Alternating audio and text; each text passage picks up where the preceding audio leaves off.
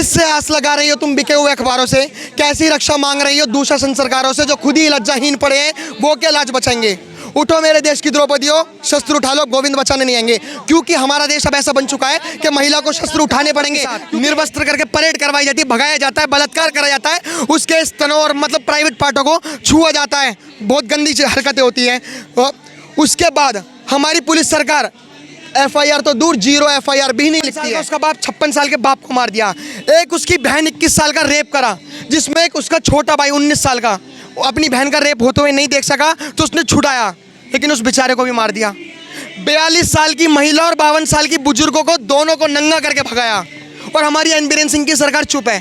दुर्भाग्यपूर्ण बात है कि हमारी बीजेपी सरकार भी चुप थी और चुप है। देखो, कांग्रेस का जो प्रधानमंत्री था उसका नाम था मनमोहन सिंह, उसको बोलते हैं मोहन सिंह, और जाहिर सी बात है वो मोहन सिंह था।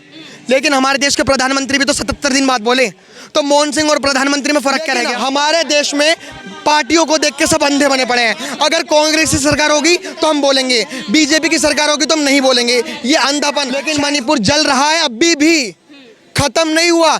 और हमारे देश में अभी भी रियलिटी मानना कि दुर्भाग्यपूर्ण की बात है कि हमारे देश में अभी भी सीमा हैदर जैसे लोगों के मुद्दे चल रहे हैं, और वो जो दो लड़कियों को नंगा करके भगाया था, उनके मुद्दे नहीं चल रहे हैं। नमस्कार, मैं हूँ श्वेता सिंह और आप देख रहे हैं PS 24। देखिए, आज मैं देश के युवाओं से बात करना चाहती हूँ और देश के एक आम नागरिक से बात करना चाहती हूँ। आज जो मेरा मुद्दा है वो किसी हिंदू से है, ना किसी मुसलमान से है, ना किसी सिख से है, ना किसी ईसाई से है। आज मैं देश के सिर्फ एक आम नागरिक से बात करूंगी, और बात करूंगी हर उस बेटी की जिस बेटी के साथ बर्बरता हुई है, ना केवल मणिपुर में बल्कि राजस्थान में भी, बंगाल में भी, और साथ ही साथ बिहार में भी। देखिए, एक वस्त्रहरण हुआ था द्रौपदी का, और एक वस्त्रहरण हो रहा है आज देश की बेटी का। आज देश की बेटी के वो हाल हैं कि कोई भी सरकार उनके साथ हुई बर्बरता को रोक नहीं पा रही है। जिस तरीके से देश में बेटियों के कपड़े उतारे जा रहे हैं, इस तरीके के हालात कभी भी देखने को नहीं मिले हैं। और उसके बाद भी 2 महीने बीत जाते हैं, लेकिन सरकार कार्रवाई तक नहीं करती है। जनता से आज इसी मुद्दे पे बातचीत करेंगे और जानेंगे कि देश की बेटियों की इन हालात का जिम्मेदार कौन है। क्या नाम है सर आपका? आकाश। सर, देखिए, जिस तरीके से घटनाएं हो रही हैं महिलाओं के साथ, मैं सभी राज्यों की बात करूंगी, भले ही वो राजस्थान हो, मणिपुर हो, बंगाल हो या फिर बिहार हो। क्या कहना चाहेंगे आप? पहली बात तो ये घटना बहुत दुर्भाग्यपूर्ण घटना है, और सबसे बड़ी दुर्भाग्यपूर्ण घटना यह है कि हमारे देश के लोगों को और हमारी देश की मीडिया को सिर्फ और सिर्फ ज्योति मौर्य और सीमा हैदर के परिवार की ही चिंता है। उनकी परिवार की चिंता है। वो जो 2 लड़कियों जो नग्न अवस्था में भगाई गई थी, रोड पे परेड करवाया गया था, उनकी तो कोई किसी को चिंता ही नहीं है। और हमारे देश में अभी भी रियलिटी मानना कि दुर्भाग्यपूर्ण की बात है कि हमारे देश में अभी भी सीमा हैदर जैसे लोगों के मुद्दे चल रहे हैं, और वो जो 2 लड़कियों को नंगा करके भगाया था, उनके मुद्दे नहीं चल रहे हैं। अच्छा, जो लोग इस पे अभी भी बीजेपी कांग्रेस कर रहे हैं कि बीजेपी के राज्य में हो रहा है, और कांग्रेस कह रही है और बीजेपी कह रही है कि तुम्हारे राज्य में भी तो हो रहा है, उनको क्या जवाब देना चाहेंगे आप ऐसी सरकार? पहली बात, बीजेपी की ही जवाबदेही है। 2015 में भी दंगे हुए थे मणिपुर में, किसकी सरकार थी? कांग्रेस की। 2017 में भी दंगे हुए थे मणिपुर में, किसकी सरकार थी? कांग्रेस की। इसीलिए तो मणिपुर की जनता ने कांग्रेस को हटाया ना, इसीलिए तो बीजेपी को वो लेकर आई ना। वो बीजेपी को मणिपुर में इसलिए लेकर आई कि वो शांति, वो पीस फैलाएंगे, लेकिन मणिपुर में वो पीस नहीं फैला पा रहे, वो अक्षम हो रही है सरकार। और एन बीरेन सिंह की बात कही, अब मैं आपको एक स्टोरी बताना चाह रहा हूँ, क्योंकि मैं उसमें रिसर्च करके आया था, और नॉर्मल रिसर्च है जो हर किसी को पता होनी चाहिए। जब मैती और कुकी की लड़ाई हो रही है, मैती मतलब हिंदू आदिवासी, कुकी मतलब क्रिश्चियन आदिवासी, जब हिंदू और क्रिश्चियन की लड़ाई चल रही है वहाँ पे, तो क्या होता है कि जब दंगे होते हैं तो एक ही परिवार के 5 जने पुलिस पकड़ के ले जाती है कि तुम एक काम करो, दंगे हो रहे हैं, कैंप में चलो हमारे साथ। जब वो कैंप में लेकर जाती है तो 800,000 दरिंदों की भीड़ आती है, और दरिंदों की भीड़ आने के बाद पुलिस वाले से छीनती नहीं है, वो पुलिस वाले खुद ही उनको दे देते हैं कि एक काम करो, तुम ले जाओ। कितना दुर्भाग्य की बात है, जिसको हम देश का रक्षक मांगते हैं, वही देश का भक्षक निकला। फिर भी अगर वो 5 पुलिस वाले लेके चले गए, तो उसके बाद 56 साल का उसका बाप 56 साल के बाप को मार दिया। एक उसकी बहन 21 साल का रेप करा, जिसमें एक उसका छोटा भाई 19 साल का अपनी बहन का रेप होते हुए नहीं देख सका तो उसने छुड़ाया, लेकिन उस बेचारे को भी मार दिया। 42 साल की महिला और 52 साल की बुजुर्गों को दोनों को नंगा करके भगाया, और हमारी एन बीरेन सिंह की सरकार चुप है। दुर्भाग्यपूर्ण बात है कि हमारी बीजेपी सरकार भी चुप थी और चुप है, और अभी बोलने से भी कुछ नहीं हुआ।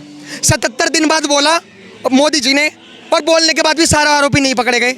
मैडम, एक बात बोलूं, जब इंटरनेट बंद हुआ था ना, इंटरनेट बंद हुआ था जब दंगे हो रहे थे, 3 मई से स्टार्ट हो गए थे, 4 मई को वीडियो वायरल हुई। और अब सरकार ये कह रही है कि मॉनसून सत्र आ रहा है तब वीडियो लीक करी जा रही है। नेट आप बंद कर दोगे तो कब चालू करेंगे? क्लियरिटी है। अभी मेरे कमेंट सेक्शन में, मेरी जो आईडी सेकुलर आकाश के नाम से, उसमें कमेंट सेक्शन में लोग कह रहे हैं अरे भाई तुझे नहीं पता 2024 के इलेक्शन आने वाले, इसलिए मणिपुर में दंगे हो रहे हैं और इसलिए वीडियो वायरल करी गई है। एक बात बोलूं, हम इसका दूसरा पहलू ये भी देख सकते हैं, वीडियो वायरल इसलिए करी गई थी, पहली बात 4 मई को महिला, अभी मैं बताऊंगा वीडियो वायरल किस लिए करी गई थी।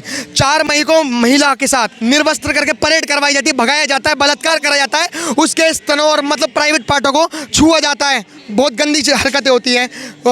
उसके बाद हमारी पुलिस सरकार FIR तो दूर, 0 FIR भी नहीं लिखती है और 14 दिन बाद पुलिस को याद आता है कि चलो ठीक है ये मदद की गुहार मांग रहे हैं, 0 FIR कर भी दो। तो पहली FIR पता है कब होती है? 21 जून, 1.5 महीने बाद। दुर्भाग्य देखो महिलाओं का। इसमें भी अननोन पर्सन लिखा हुआ है कि पता नहीं है किसने किए सारे काम। ये तो वीडियो में दिख रहा है, सोचो कि जो जिनकी वीडियो नहीं बनी उनके साथ क्या हुआ होगा। वीडियो में दिखने के बाद तब उसके साथ 21 जून को उसके ऊपर FIR, उसके लिए FIR लिखी गई।